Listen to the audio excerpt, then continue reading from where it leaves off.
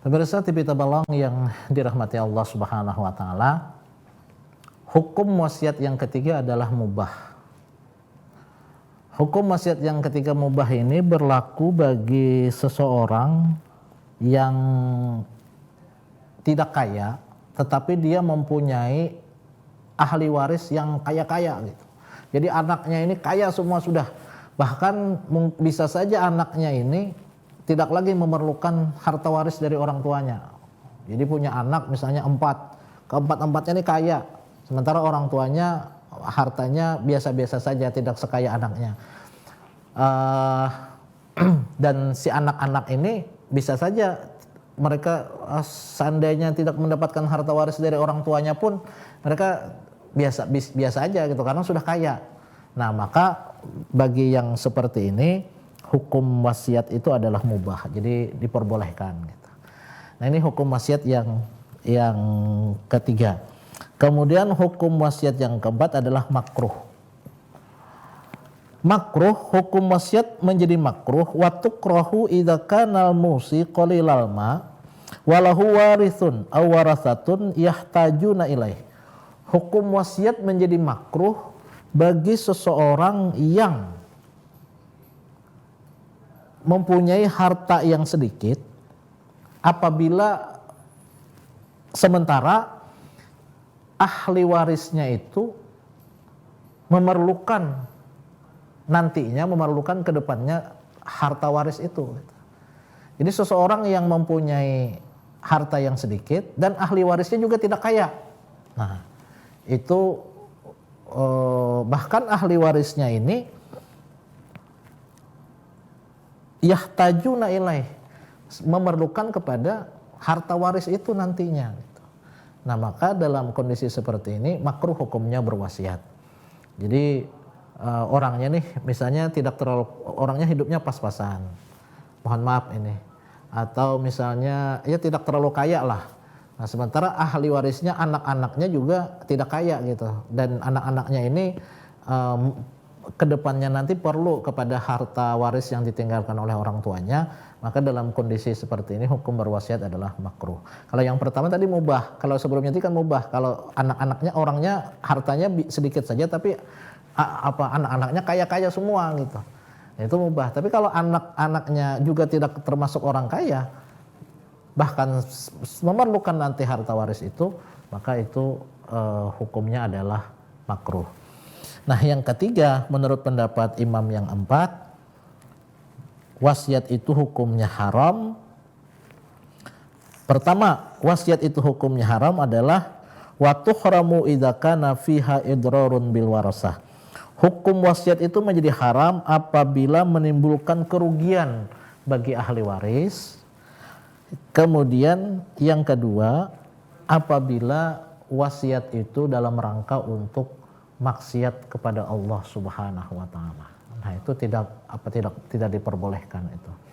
Jadi misalnya seseorang berwasiat, nanti setelah saya meninggal tolong tanah saya yang di sana itu saya dibangunkan diskotik misalnya. Atau ya pokoknya dalam rangka untuk maksiat kepada Allah Subhanahu wa taala. Nah, maka yang dalam rangka wasiat untuk melanggar perintah-perintah Allah, maka yang seperti ini hukumnya adalah haram wasiat itu. Nah, karena itu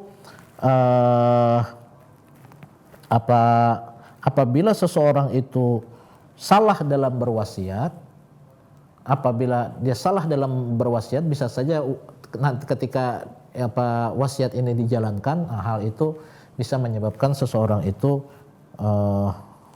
masuk ke dalam neraka gitu ya.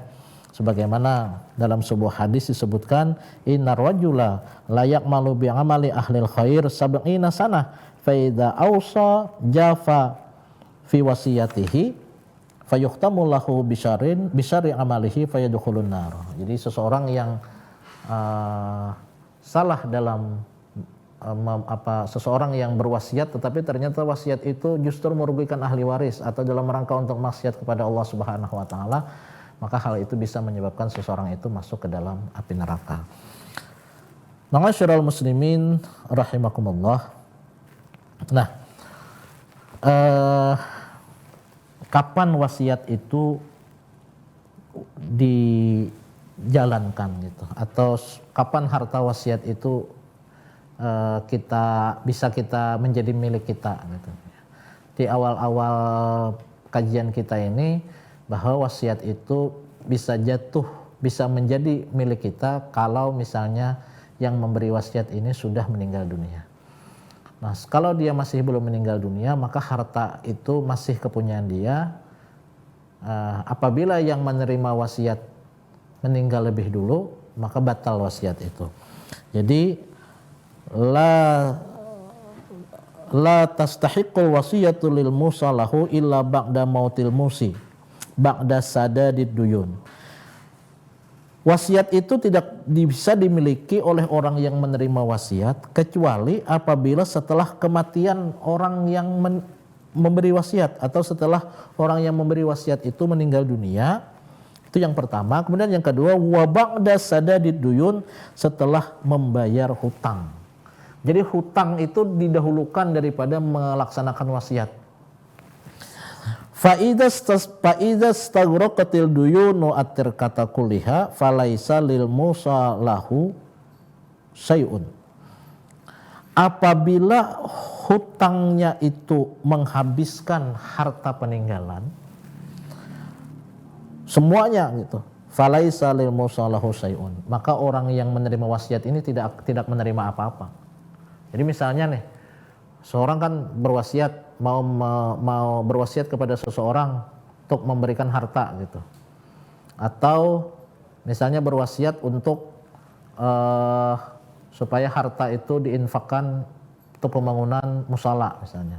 Jadi dia harta peninggalannya 1 miliar, ternyata hutangnya juga 1 miliar atau 999 juta misalnya, berarti tinggal 1 juta lagi harta warisnya. Nah, maka wasiat tidak bisa dilaksanakan. Jadi yang harus dilaksanakan lebih dulu adalah membayar hutang. Fa idza staghraqatil duyunu atirkata kulliha fa idza staghraqatil duyunu atirkata kullaha falaisa lil musalahu syai'un. Apabila hutang itu menenggelamkan harta waris semuanya, artinya harta waris itu tenggelam dengan adanya hutang. Falaisa lil musalahu syai'un, maka bagi orang yang diwasiati tidak ada menerima apa-apa. Artinya bayarkan hutang dulu, setelah hutang selesai baru berbicara tentang wasiat, bisa nggak wasiat ini dilaksanakan atau enggak gitu. Nah, ternyata uangnya habis, peninggalannya itu habis untuk bayar hutang. Nah, maka di situ juga tidak bukan hanya yang menerima wasiat, yang menerima waris pun juga tidak ada lagi karena hutangnya habis. Jadi sebelum membagi harta waris itu ada beberapa hal yang wajib dilakukan oleh ahli waris, diantaranya adalah membayar hutang gitu. Karena hutang tadi itu adalah hukukul adami yang wajib dibayar, dan dalam hadis sebelumnya sudah disebutkan, bahkan dalam hadis itu yughfaru lisyahid yaghfirullahu lisyahid kulla dzambin illa adain. Allah mengampuni dosa orang yang mati syahid illa adain, nah, kecuali permasalahan hutang. Nah, permasalahan orang yang mati syahid sekalipun, permasalahan hutang ini tidak dibebaskan oleh Allah Subhanahu wa taala.